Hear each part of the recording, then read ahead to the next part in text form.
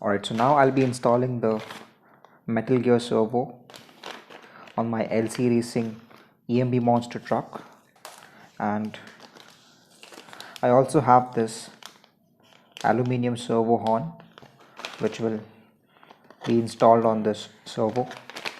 So this will be the last upgrade on my truck.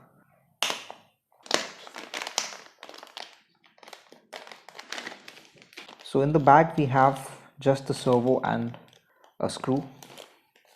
And the thing is, if you plan to upgrade the servo on your LC Racing EMB truck or buggy or any other model, it's not very easy to install the plastic servo horn on the Metal Gear Servo.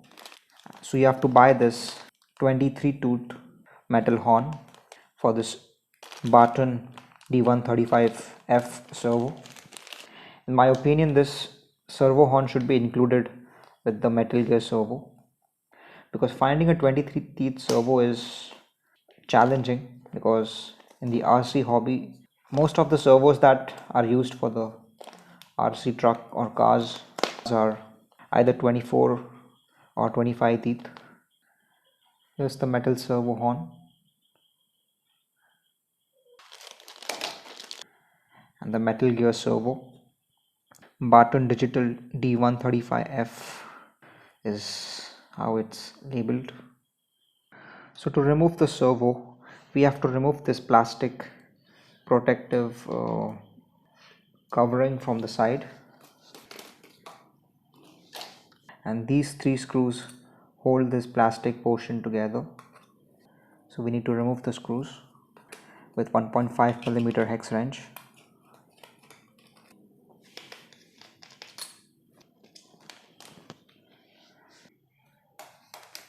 So once this is separated, these are the screws for the plastic side covering.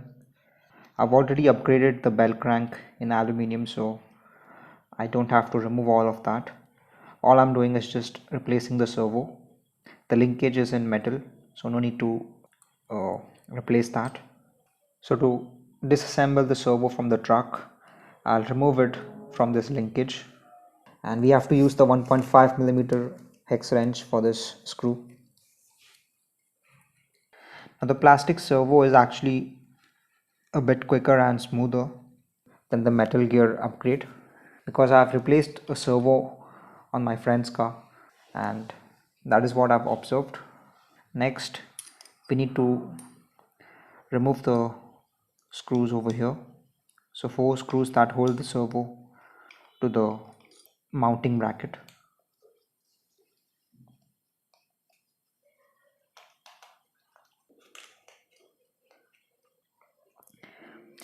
With the short course or the desert buggy, it's easier to fit in an alternative servo or a full-size servo, but on the monster truck there is limited space, or there is no space as such, and you're stuck with this LC Racing servo because there is no any other option for a direct fit. And the screws for the servo mounting have a washer in between, so make sure not to lose it. The power switch is stuck on the servo, so need to remove that. And the servo is connected to the receiver, so we need to disconnect from there. The length of the servo cable is actually ideal or perfect for this truck, whereas on the Metal Gear Servo we have longer cable. Alright, so the thing is, with this default servo that we get on the car, a lot of users have complained that within the first 2 runs their servo will either die or burn out because it's not very durable. And it is true as well, because on my friend's truck, like I said, the servo got damaged after 5 or 6 runs maybe. And basically the thing is that even if all the gears are okay and there is no binding in the steering linkage system, the servo will actually struggle to move, and there's a lot of friction, and that's how the servo goes out. Because the wire is long on this Metal Gear Servo, I'll use a zip tie to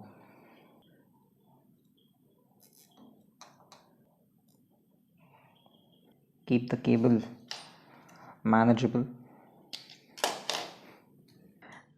And I need to remove the linkage from the plastic servo. I'll remove it from this screw over here, again with the 1.5 millimeter hex wrench.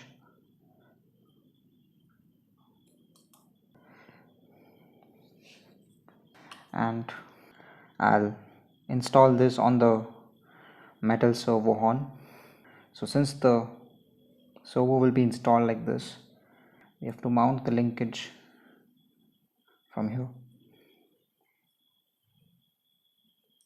And if you want, you can use some thread lock, because all the components on the servo and the linkage are now in metal. Now I'll connect the servo to the receiver, making sure that the orientation of the servo wire is correct, and it goes on channel 1. So the servo has been connected to the receiver.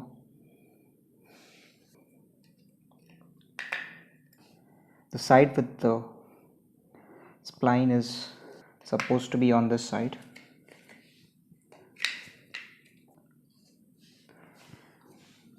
And now I can secure the servo with the screws.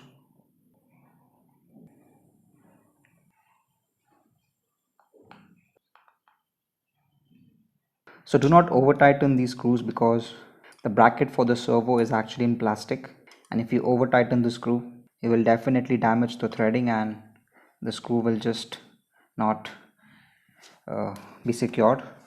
In this we have the screw to install the servo horn. But before I install the servo horn, I'll attach the linkage to the truck.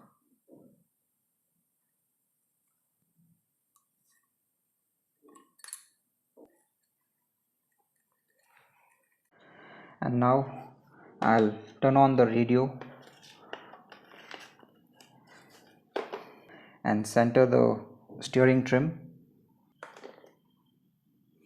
So the steering trim is centered, and I'll plug in a battery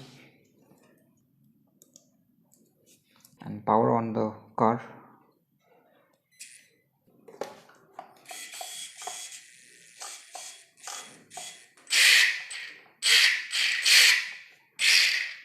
So now that the servo is powered up and the steering trim is centered, I can center the steering assembly and secure the servo horn on the servo itself.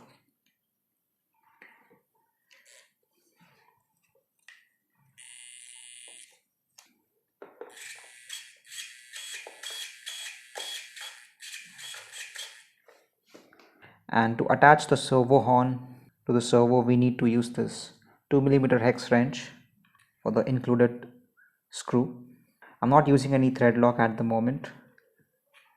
I'll switch off the truck and now I'll torque down the screw. Alright, so the screw is secured well. So the Batan D135F servo is successfully installed on the LC Racing EMB monster truck. So now we can consider this monster truck to be modified all the way. Let's see how long this will last and how much of abuse this truck can sustain. So time will tell. So guys, that's all I had to share in this series of LC Racing upgrades for my EMB monster truck. If you plan to buy this truck and get it upgraded, I'm sure this video will help you, and you can decide if you need to upgrade the truck or not. As long as the truck is working fine and nothing is broken, just use it as it is. Even the plastic parts on this truck are quite durable and heavy. You don't really have to upgrade to metal. However, there are a few upgrades that I'd recommend, such as the metal hex hubs, which are 14 millimeters. Make sure to install this plastic side skirting.